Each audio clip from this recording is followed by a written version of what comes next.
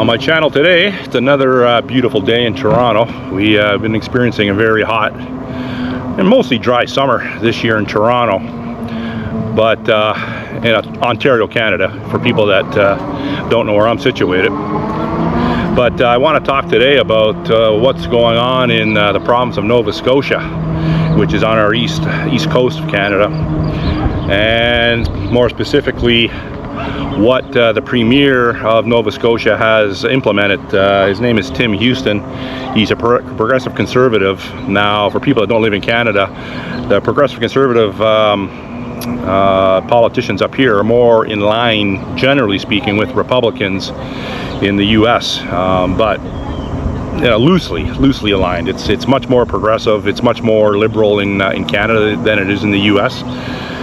And subsequently, there has been, the Premier there has put a hiking ban in the wooded areas and forests of the province of Nova Scotia. Now, the reasoning for that, in his estimation, is to prevent forest fires. So my understanding is you're allowed to still frequent and go to provincial parks. I'm assuming there's a fire ban in those parks, so you can't have a campfire. I'm assuming that. You'd have to assume that. But anywhere else in any forested areas, you're not allowed to go. They even have trails. There's people posting videos out there. Like Nova Scotia from Ontario, I think it's at least 1,500 kilometers away. So it's it's not that close. At least 1,500. So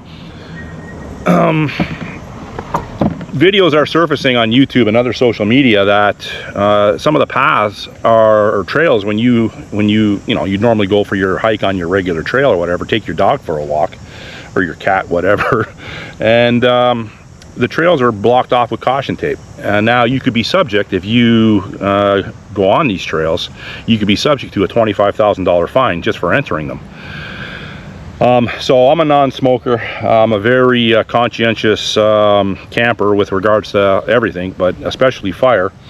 Whenever I do urban camping in the Toronto area, which I've done several times, I don't leave a footprint. I either have a fire, I always have a fire in a contained twig stove, and there's usually something below it, whether it be a table or a screen. So now, do I understand that embers can drop from the fire or go off and start a fire? Absolutely. So if there's arid parts of the forest, yes, I'm not gonna have a fire. And I don't smoke. I don't know if I said that, but I don't smoke. So if I was in Nova Scotia and I left my house to go on a hike and I had zero fire starting apparatus on me, like this bike has all sorts of fire starting apparatus on it, including a butane torch and a butane lighter and ferro rods and lighters, because my bike is set up for survival. But if I were to go on foot into these paths and I didn't have anything with regards to the ability to make a fire, I still can't go. So now that leads people to, a lot of people, yeah, they're all for it because it's a control thing. Also in Nova Scotia, what they did, they set up a snitch line, a rat line, that if you see people in a forested area, you can call, I guess the 1-866 number, 1-800 number, I don't know what it is, and you can report that you've seen people walking in the forest. So this is not so dissimilar to the COVID lockdowns, when they put caps on social gatherings, and they encourage your neighbors to call a number and rat you out. So what they've essentially done, I'm not wearing a helmet today, but I got it with me right here. What they've essentially done is they've created a climate lockdown. So everyone knows the narrative of climate change is front and central to a certain ideology, a mentality, that because it's getting hotter in all parts of the world, that it's causing arid parts. So it's drying forests out and whatnot. So they're using this climate activism to propagate their agenda, and in doing so, they started with climate lockdowns. That's what this is.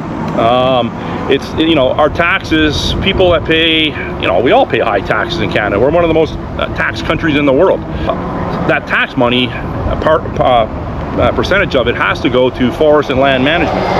Now, just to tell people, hey, listen, you're taxed to death practically in Canada, but now all of a sudden, well, we don't know what we do with your money. We can't manage our forests. So I went online and I looked to see how many forest fires were burning in Nova Scotia currently today. Today is, I believe, August the 9th, and at the time I'm shooting this video, and I couldn't find any forest fires burning in the province of Nova Scotia. Now, having said that, now with all this attention drawn to it, you're going to, in my estimation, you're going to have mentally ill people going to start forest fires, arsonists. And you also have even people that are paid to start forest fires, to be arsonists. Because if you don't have enough fear in the general public, you got to create fear. So sometimes the demand outpaces the supply, so they gotta, I know this sounds crazy saying this, but people that have an agenda, or people that are paid to have an agenda, will have no problem starting forest fires. You know, you have to be a special kind of psychopath to do that, obviously, but there's lots of them. Trust me, there's lots of them. You know, climate change, or I should say arson, isn't climate change. So I would say over the course of this weekend there will be a fire started there. And they will blame it on an errant cigarette butt. They will blame it on someone that wasn't following the rules with regards to the hiking ban. But rest assured, it will be a Liberal employee. And when I say Liberal employee, I mean someone that's on the payroll of a nefarious Liberal ideological group. Will go out and start a forest fire. So, draconian measures. Canada is one of the most progressive countries in the world. Liberalism is alive and well in Canada, like big time. You know, you look at France, you look at the UK right now, Australia, to a lesser extent New Zealand, Portugal, Spain.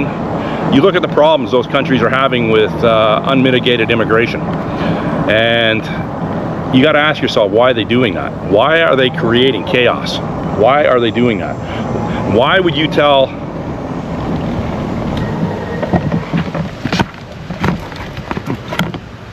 Oh, looks like I got a flat tire. So I just got a flat tire on my my rear tire went flat. I'm not too far from my house, which is very lucky, but I have patch kits on my bike, tube, pump.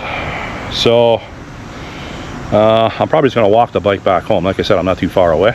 The walk will do me good, and I don't know why the tire went flat. So my ride was abruptly came to an end. Now, obviously I carry a electric pump, battery pump, and an extra tube and patch kits, but I live so close. I'm just going to see. I just started my ride, so I'm going to see if I can ride it back home and fix whatever caused the problem in a couple days. Like I don't really need this bike for transportation. I just have it for recreation and a little exercise. So hopefully I can ride it home, but if not, I can walk it. It's not far. I just didn't want to walk it with the tire completely deflated. But we'll see. First flat tire since I've owned this bike, about 2,800 kilometers. And you know what I'm thinking? I'm thinking it was those two spokes I replaced that caused it, but I could be wrong. Thinking maybe there was a burr on the spoke head, but I filed them down, so, but I might have missed it, didn't file it well enough. But anyhow, I'll fix her up.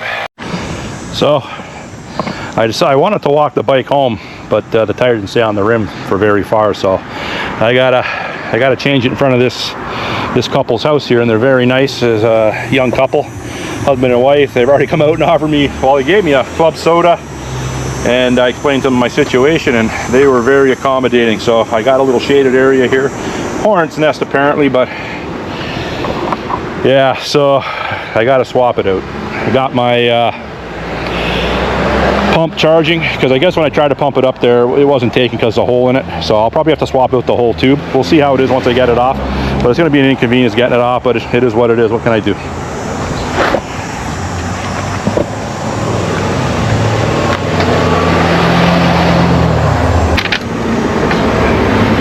Well, the axle bolts won't very tight anyways, so it'll be a little noisy with traffic here. It's a bit of a bummer, but at least I got a bench. So when I unplug the motor, I've done videos on this before. You got to take off all these zip ties, and I don't want to leave any garbage for the nice people here, so I will not do that.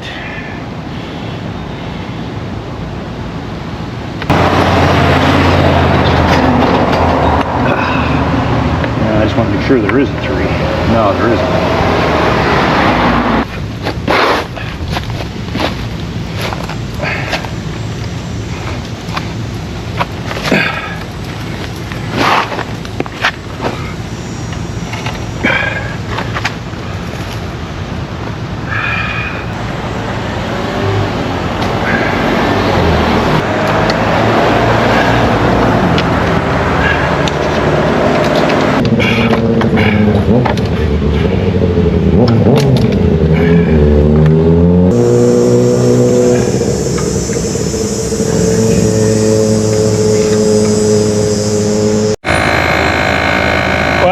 I found the leak. It was on the inside of the tube. So like, it almost appears like, oh, there's a split. So I don't know if this rim has a spoke protector on the inside. So, and it wasn't near the two spokes I replaced earlier in the week. So I don't know. So I got another tube. I'm just filling that up right now with my electric pump.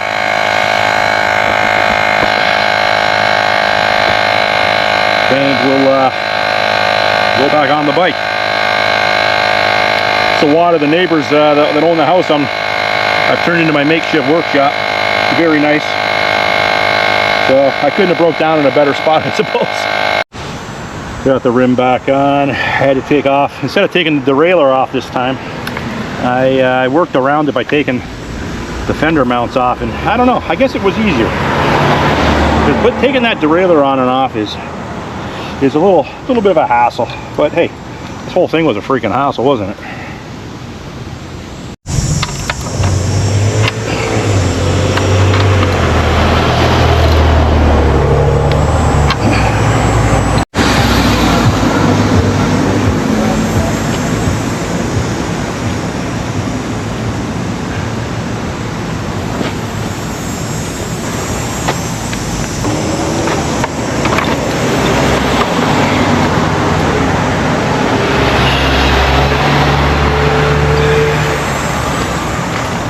Okay, the bike's the right side up now.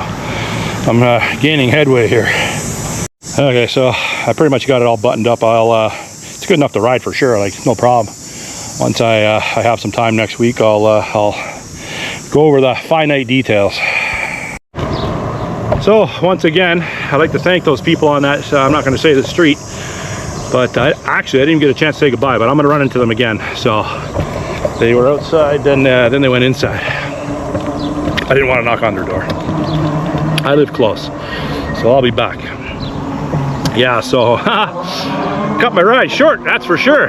But I'm glad, like I said, actually it wouldn't have mattered where the flat tire happened. I had to change it, because once I started walking the bike, the tire came right off the rim, and I wasn't going, you know, yeah, you have, at that point you have to stop and change it. So I'm just glad I had everything on the bike to do that, and the knowledge to do so. So it took me, I didn't, you know, taught out today. I took my time. I was talking to the people that helped me out in front of the house there.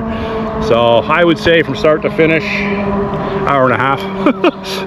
It is what it is. Maybe a little less, maybe an hour and 20 minutes, but I could have did it faster, but there was no need to. I was in the shade. But anyhow, that concludes the video this time for sure. I am done. Going home. I wash the grease off my hands. Thanks for watching. Bye.